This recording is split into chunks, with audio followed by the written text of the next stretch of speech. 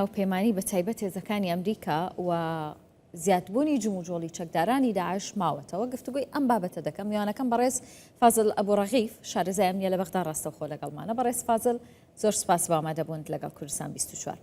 ئەگەر کەمێک بگەڕێنەوە عێراق لە ساڵی 2007 کۆتایی هێنان بە داعشی ڕاگەیاندووە، بەڵام هەتا ئێستاش ئۆپراسیۆن دژی چەکدارانی داعش ئەنجامەدرێت. کەواتە مەترسی چەکدارانی داعش ماوە؟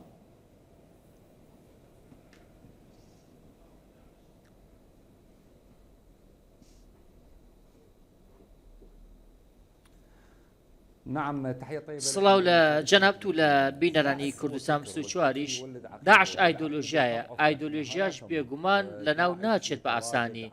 داعش بە شێوەی مەفرەزەی بچووک و خانەی بچووک لە چەند شوێنێکی عێراقدا هەن، ئەمە گومانی تێدا نییە.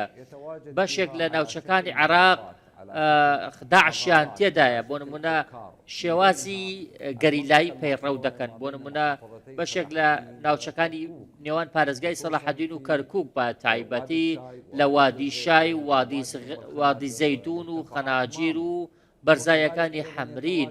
هەروەها داعش وەکو مەفرەزەی بچووک، هەروەها وەکو مەفرەزەی نووستوو لە باشووری کەرکووکیش هەن، تاوەکو ئێساش بەشێک لە ناوچەکانی حەویجە و ڕیاض داعشیان تێدایە، وەکو مەفرەزەی بچووک کار دەکەن و پەلامبار دەدەن. لەگەڵ ئەوەشدا لە ڕۆژئاوای پارێزگای ئەنبار لە بیابانەکان بوونیان هەیە، بەڵام دەتوانین بڵێم بە هاوکاری هەواڵگری و سەربازی توانراوە داعش پاشەکشەی پێ بکرێت بە شێوەیەکی بەرچاو. بۆ نمونە لە ماوەکانی ڕابردوودا ئێزە سەربازیەکانی عێراق توانیویانە کە گەورەترین تۆڕی سەربازی تیرۆریستی داعش لە ڕۆژئاوە و باکووری وڵات لە ناو ببن. هەروەها لە بەشێک لە ناوچەکانی فراتش ئۆپراسیۆنی زۆر سەرکەوتویشیان ئەنجام داوە. لەلایەکی دیکەوە هەڵۆکانی سەربازی عێراق توانیوان بەشێک لە کەسانی تونڕە و دەستگیر بکەن کە فکرەی داعشیان. باشە بەڕێز فازل باست لەوە کرد کە لە هەندێک ناوچە بێگومان جموجۆڵی چەکدارانی داعش زیاد بووە. چی هۆکارە بۆ زیادبوونی جموجۆڵیان بە تایبەت لە پارێزگاکانی نینەوە، کەرکووک، سەلاحەدین؟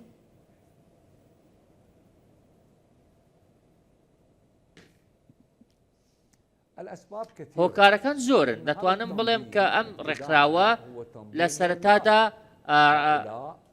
ڕێکخراوێکی چەند جیلیە.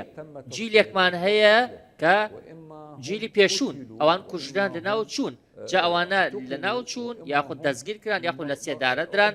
ئەمانە نەوەی کۆدی چەکداری داعشن کە بەشێکیان هەڵهاتوون کەس نازانە لەکوێن.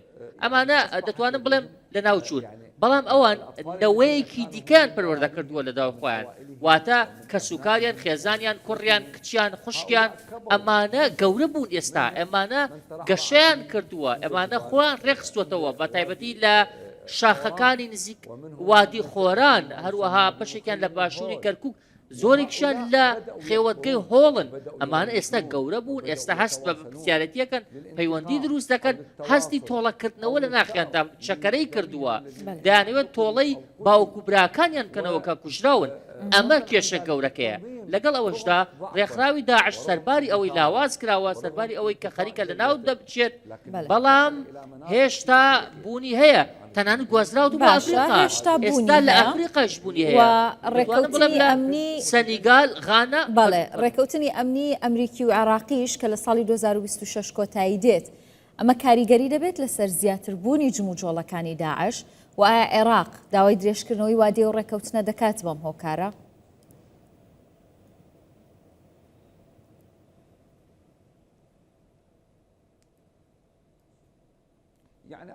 بەڵێ با ئێمە ڕاستیەک ڕوون بکەینەوە.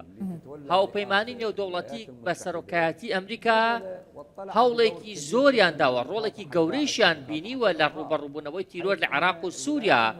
ئەمریکا لە ڕووی تەکنیکیەوە، لە ڕووی سەربازیەوە، لە ڕووی ئاسمانیەوە، لە ڕووی ڕاهێنانەوە، لە ڕووی چاودێریەوە، هەروەها لە ڕووی هەواڵگریەوە هاوکاریەکی زۆری عێراقی کردووە.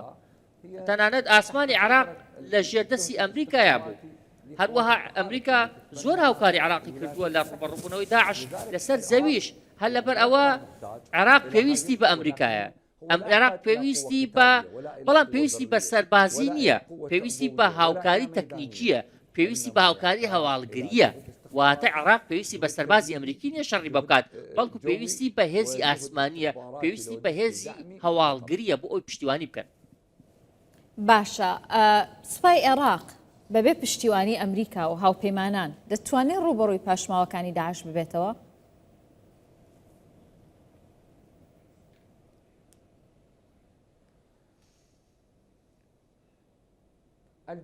بەڵێ سوپای عێراق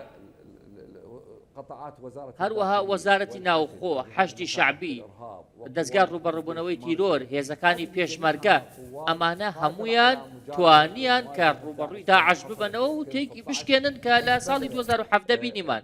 ئەم هێزانە هەموو توانیان یەک خست و توانیان کە لوتی داعش بشکێنن. بەڵام ئەمە مانای ئەوە نییە کە ئێمە چیتر پێویستمان بە هاوپەیمانی نێودوڵەتی نەبێت، بەڵکو هاوپەیمانی نێودوڵەتی پێویستی ینی خاوەنی تەکنۆلۆژیای زۆر پێشکەوتون، خاوەنی فڕۆکەی زۆر پێشکەوتون. ئێمە پێویستمان بەوانە، پێویستمان بە پشتیوانی ئەوانە. من بڕوام وایە کە عێراق هێشتا پێویستی بە هاوپەیمانی نێودوڵەتیە، چونکە ئێستا ئاسمان لە ژێردەسی کایە؟ ئاسمان لە ژێردەسی هاوپەیمانی نێودوڵەتیایە. فڕۆکەی ئەوان دێت و دەچێت، خۆیان فایتەر دەنێرن، خۆیان درۆن دەنێرن، خۆیان موشک دەنێرن. بۆیە ئەم هێزە لەسەر هێزی زەوی کە هێز عێراقیەکان پێکەوە توانیان داعش تێک بشکێنن. واتە قسەکەی من ئەوەیە کە عێراق پێویستی بە هاوپەیمانی نێودوڵەتیە. کەواتەوە کودوا پرسیارم داعش توانای ماوە ناوچەیەکی فراوان یان شارێک کۆنتترۆل بکە وەک پێشتر؟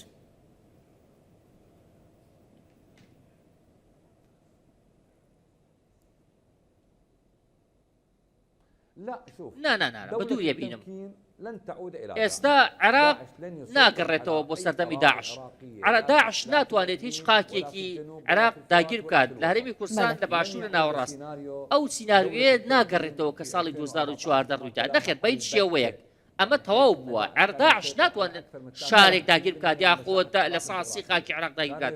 ئەمە ڕۆشت، ئەمە لە ناوچوو ئەم سیناریوێ تەواو قەڵەکووەتەوە.